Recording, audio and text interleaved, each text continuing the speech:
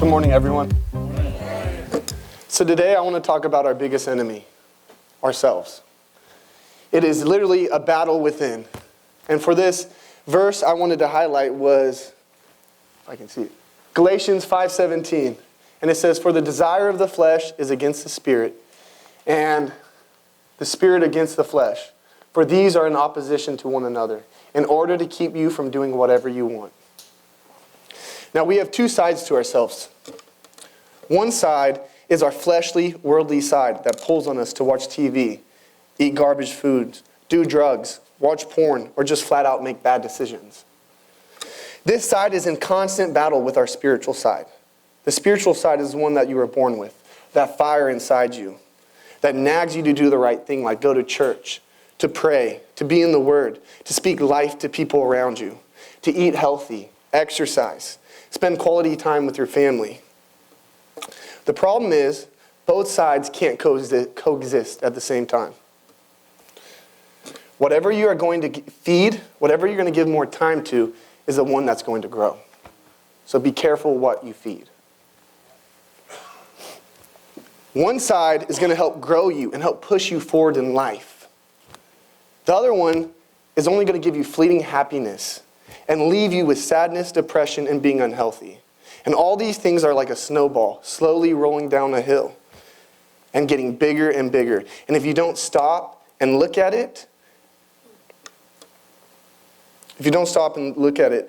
you'll get so far down that hole that you won't know how to get back. And you'll feel overwhelmed. If you're in that spot now, I have good news. It's not over yet. And actually for you, it's just begun. In this sermon, I want to give you a few ways to be more spiritually minded and to identify when your worldly side is trying to control you. So let's get started. Can I get the next slide, please? So in 1 Peter 5:8, it says to be alert and of sober mind. Your enemy, the devil, prowls around like a roaring lion, looking for someone to devour. It is so important to be awake and alert because the devil is trying to destroy not just you, but your family. He looks for any opportunity that he can to get you away from God and into darkness. The devil loves when you live in the flesh, and his goal is to keep you there. Let me tell you a story about how I was living in the flesh after the fire and how I was able to get out of it. Now, I know I've told this story before, but I feel like this story kind of fits perfectly with my sermon. Me and Allie, my wife, we got married, and about a year after we got married, the fire came, and it destroyed my town, it destroyed our houses, our family houses. We were pretty much left with nothing. We decided to go back and start dry camping. And so we were dry camping on my property, and I started going down that road, that darkness. I started to get depressed. I started to get sad, angry. I started to drink more, and it got to the point where it was like I was saying, a snowball that was rolling down this hill. And about a year after the fire, I look back and I'm like, I'm sad, I'm depressed, I'm angry. Me and Allie's relationship was on the rocks, and I was drinking almost every day. And I remember one night I was drinking, and I felt this tug, that pull on inside me. And it was saying, what are you doing? There's so much more for you. I have so much more for you. You're wasting your life away. And not only that, it's death. I was literally making my life go down this hole, and I started to see the effects it had on me and my life and my family. So I finally said enough was enough. I was working at Home Depot at that point, and I said I needed to stop drinking completely and start going into the Word and try to find some good things. And what's funny is as I'm praying these prayers, I'm at Home Depot, and here comes Tommy walking down the aisle. And at this time, me and Tommy didn't get along very well. Not that we didn't like each other, we weren't friends at that time. So I remember that before he'd come in and I'd not want to talk to him. Just my mindset I had. It's really funny because it's true. But for some reason, this one day, I see Tommy walking down the aisle, and something tugged on me and said, reach out to him, talk to him. And so I said, Tommy, how's it going? And Tommy, being Tommy, if you know Tommy, just like he's your best friend. What's up, Zach? How you doing? How you been? We should get together. You know, me and Mary were just talking about you guys last week. And so he got me back to being friends with Tommy and Mary. I surrounded myself with better friends. He got me back in church. He advocated for me to be the leader of the youth group, which came with responsibility of me wanting to be better for the youth. And what I'm trying to say is when you look at my life after the fire and you see me and I was living in the flesh and you see the fruits of that, there was no good fruits. It was all death. It was all bad. It was decaying my life. It was decaying my mind. It was decaying my spirit and my soul, and then also the people around me. But when you look at when I started to put those things aside and I started to replace them with things of the Lord, you start to see the fruits of the Spirit. You start to see, I started to have kids. Now, I have 4 kids, 3 boys, another one on the way, and that's all in between when I made this decision and now. I couldn't do that if I was still living in that trailer, drinking every night. I wouldn't be here. You've been busy. I have been busy.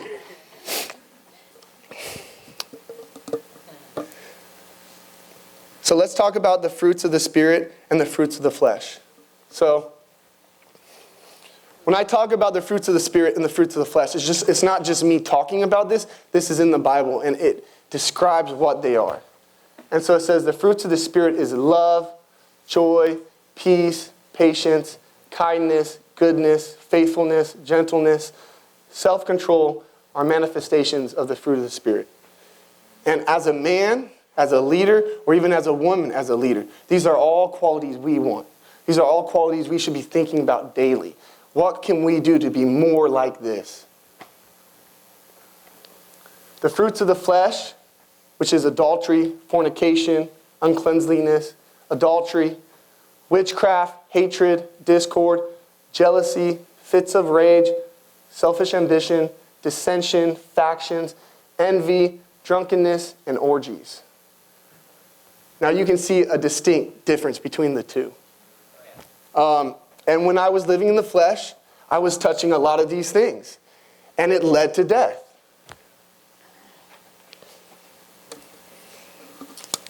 It is evident that the fruits of the Spirit is filled with blessings and goodness. And the fruits of the flesh is only filled with darkness and death. And little do we know that God gives us an opportunity daily to choose who we want to serve. Let me show you. Next slide. So in Deuteronomy 11:26 through 28, it says, "Behold, I set before you this day a blessing and a curse. A blessing if you obey the commandments of the Lord your God, which I command you this day.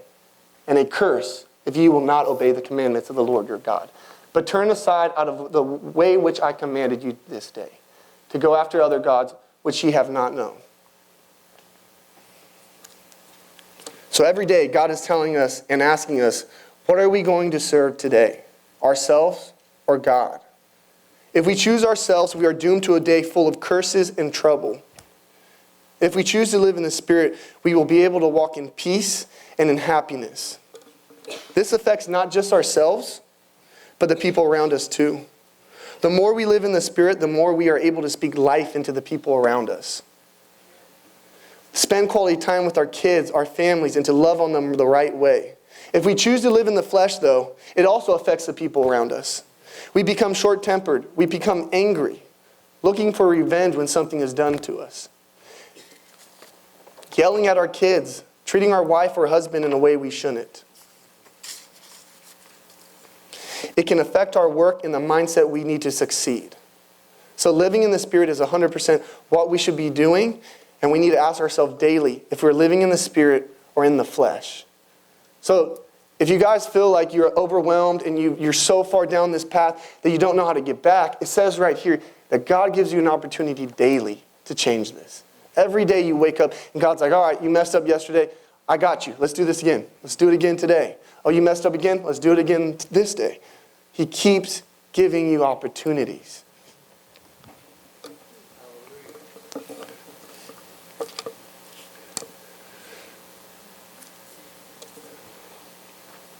Can I get the people that I talked to, can I get them up here, please?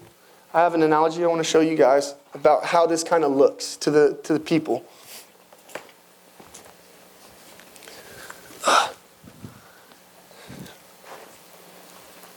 All right.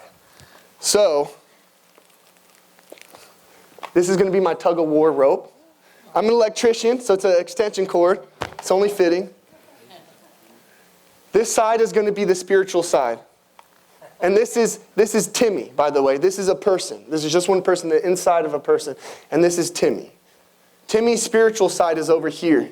Now he's representing the spiritual side. Tucker is representing the fleshly side. Tucker, you hold this side. And everyone else don't hold anything yet. I will let you know. Not yet, Aiden. So it's just the flesh and the spirit right now. And Timmy was just born. And this is how we look like when we were just born. You are born with the flesh. You are born with the flesh and you're born with the spirit. But there's nothing in the middle. There's nothing that's weighing you down on the flesh side, and there's nothing weighing you down on the spiritual side. But as we grow up, as we age, as we mature, we start to add from one side or the other, depending on what we're doing or depending on the path we are taking. So Timmy grows up, and Timmy ends up having trauma in his life. Something happened to him. And so trauma gets put onto this side of the flesh side. Then Timmy gets a little bit older, starts having problems with his parents and his brothers, and he has problems with his anger and his rage. So Nathan, you're going to be anger and rage. Good.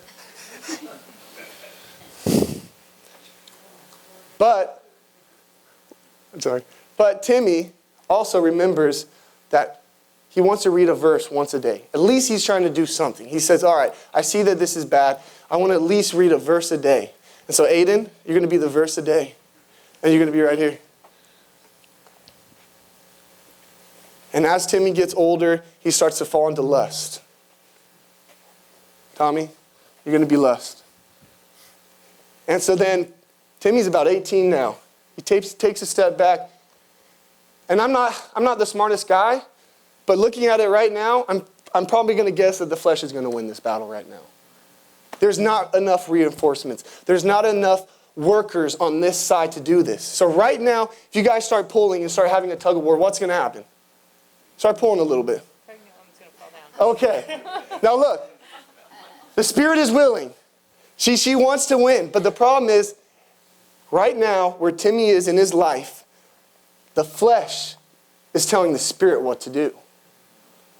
That's not good. So Timmy is struggling. And he gets a good friend finally. A Tommy comes into his life. And he says, hey, Timmy, I see these things in your life and they're not good. Let me try to help you out. Let me try to get you into good things. And so Tommy comes to Timmy and says, hey, Timmy, I think you should start coming to church. Start coming to church with me. And that trauma gets healed. That trauma that was sitting there weighing him down from the flesh, he goes to church and that trauma gets healed and it gets lifted. And not only lifted, now he's at church. So this, which was a weight, is now going to become part of the spirit. Next thing, Josh comes. And Josh goes, hey, Timmy, I see that you're dealing with lust. I see that you're dealing with addiction. You know, I just made this new class called Chain Breakers.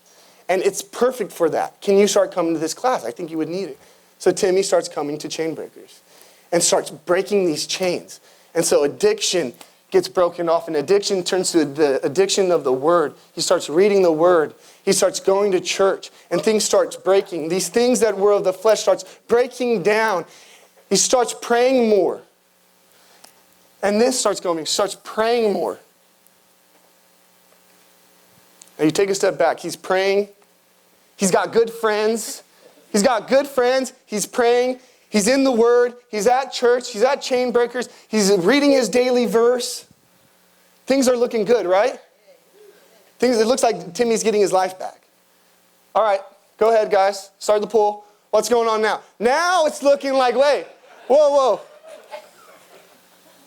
So in the beginning, the flesh was telling the spirit what to do. But when you get to a point where you have these things in your life and you can identify them, because this is the biggest thing. If you don't know you're in this battle, you're never going to win.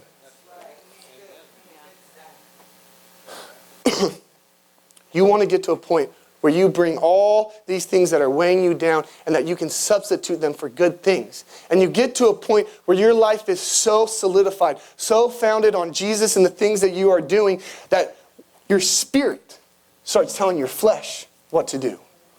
And that's what you want.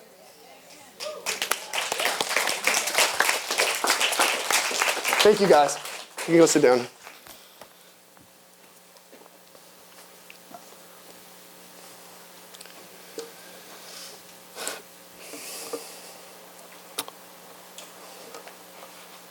Can I have the next slide, please?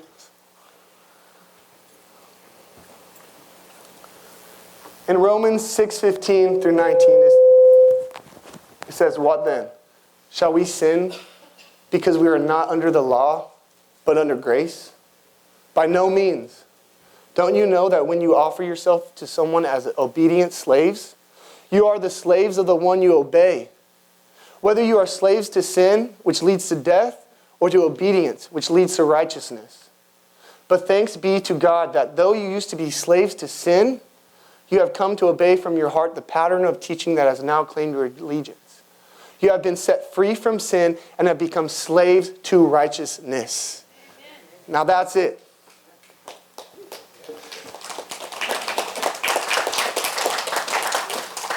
We don't want to be instruments for evil. We don't want to be instruments for the devil. We want to give our lives and our bodies up to God.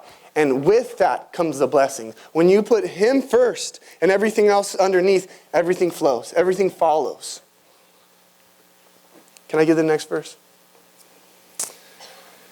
So Romans, guys, Romans 8:6. Here it is. This verse right here, put it on your phone, write it on the wall, put it in your mind, think about it daily. Every day think about this verse because it's simple, it's short, and it tells you exactly what my sermon is about. The mind governed by the flesh is death, but the mind governed by the Spirit is life and peace. It clearly states the results of living in the flesh and living in the Spirit. If you take anything away from my sermon, I hope it is realizing this truth. That we have the control. That we have the control over our lives, guys. We have the control every day. No one else is controlling our lives. And not only that, we can but we can also impact the people around us. When we are filled with the Spirit, I'm telling you, people need it. People are walking around and they're all empty. Can I get the next slide, please? All right. So you might be asking me, how do I know if I'm in the flesh? How do I know if I'm in the Spirit or the flesh? And here's a couple things, a couple ways you can ask yourself. Now, ask yourself, do you feel truly happy or fulfilled? An indication that you are living in the flesh is to feel empty, to feel sad, to feel depressed. That is a flag that's saying you are not in the Spirit. Because if you are in the Spirit, it doesn't matter the situation, it doesn't matter if you're rich or poor, you feel fulfilled because the Holy Spirit is filling you. It is not anything of this world, this earth, anything that the earth or the world can give you that will fulfill you or make you happy. That truly comes from the Spirit. And so if you are asking yourself this and you say, yes, I am mad, I don't feel fulfilled. Well, maybe it's because you're not in the Spirit. Because in Nehemiah 8:10 it says, "Do not grieve, for the joy of the Lord is my strength." Next, when things are bad, do you run to the Bible or do you run to drugs, food, women, and TV for comfort? Now I can tell you this, when things go bad, I can look at where you run and I can see what you're a slave to from that right there.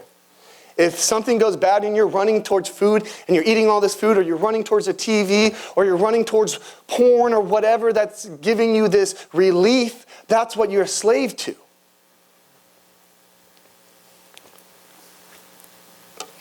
It says in Matthew 11:28, "Come to me, all who are weary and burdened, and I will give you rest."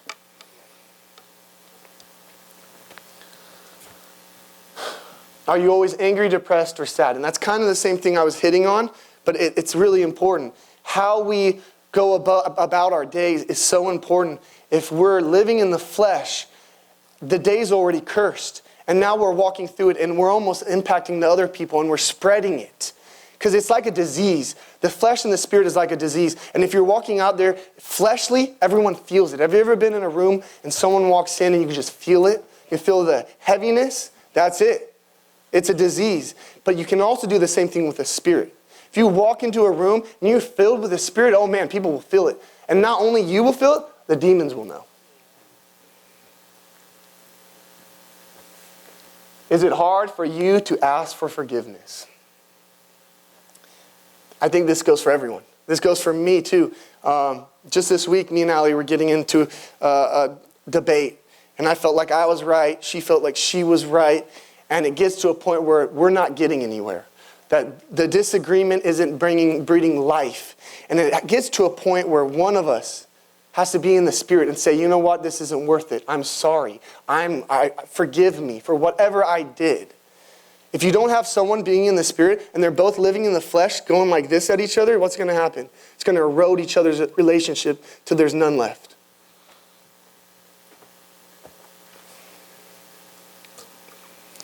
In Ephesians 4:31 through 32, it says, be kind and compassionate to one another, forgiving each other, just as in Christ God forgave you.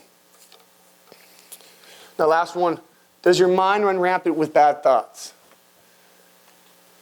Do you go to sleep and you can't get a hold of your mind? It's running to the left, it's running to the right, it's doing things that you don't even feel like is you. You're thinking of things, you're thinking of instances, fights, arguments, what you might say. It's because you're not taking captive your mind. You're letting your mind run wild. It says in Philippians 4:8-9, that finally, brothers and sisters, whatever is true, whatever is noble, whatever is right, whatever is pure, whatever is lovely, whatever is admirable, if anything is excellent or praiseworthy, think about such things. Whatever you have learned or received or heard from me or seen in me, put into practice. And the God of peace will be with you. And what that is saying is keep your mind on these good things. Keep your mind on the blessings. Count your blessings daily, even if it's something as little as just being alive. If you keep your mind on the good things, your mind can't run rampant on the other things. And when it does come in, if you get a thought in your mind and you feel like it's from the flesh, put it down immediately. Because if you don't put it down immediately, it seems to stay there and grow bigger and bigger and bigger because you're feeding it. You're letting it stay there. Can I have the next slide, please? So I showed how to identify when we're living in the flesh. Now I want to show you how to live in the Spirit more.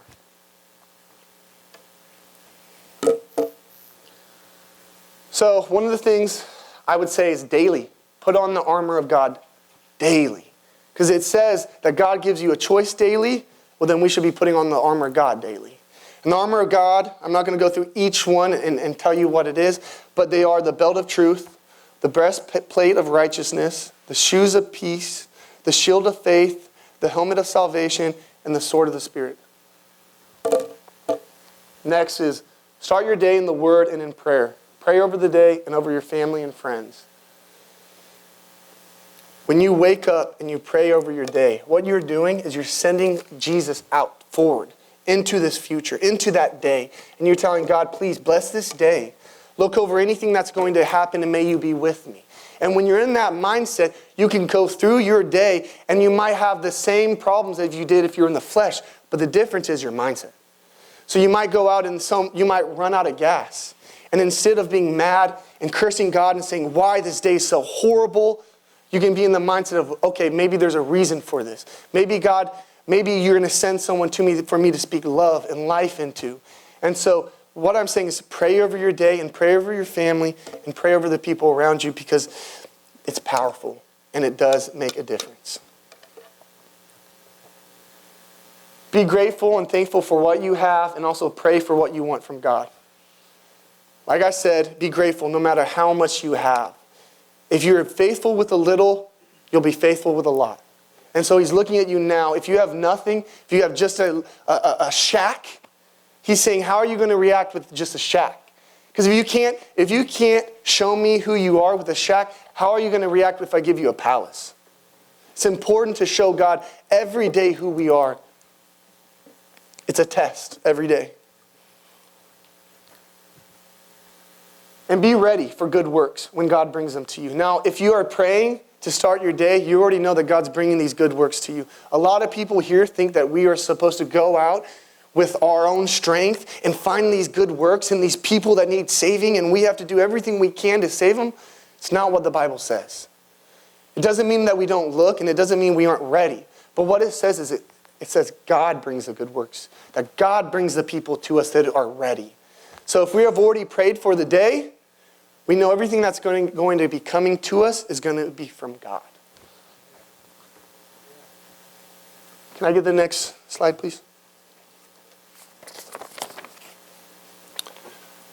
Let me wrap this up, guys. Today, choose life, choose blessings.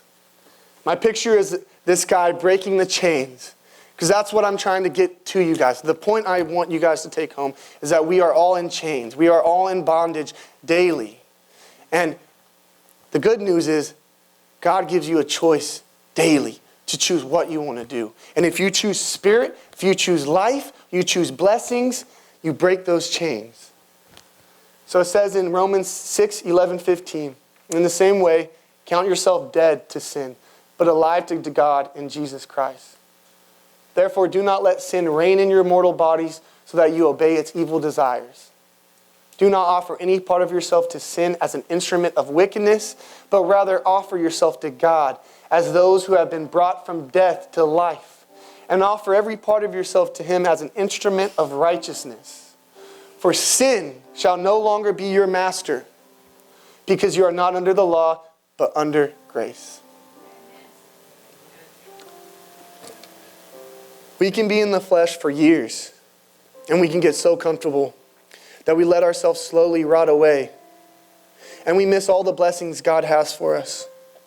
He is a just God, and He wants to bless us, but we have to be faithful and ready for those blessings, and we have to choose that every day. The importance of choosing to live in the Spirit and not the flesh is one of the hardest, most important battles of our lives. But I'm telling you, if you can lean into that spiritual side, you will start to see the blessings all over your life. Start making changes in your life that will get you back on the path that God has made for you. Thank you, guys. And if anyone needs prayer, I'm asking the prayer team to come up. But you are all dismissed, and I hope you have a blessed week.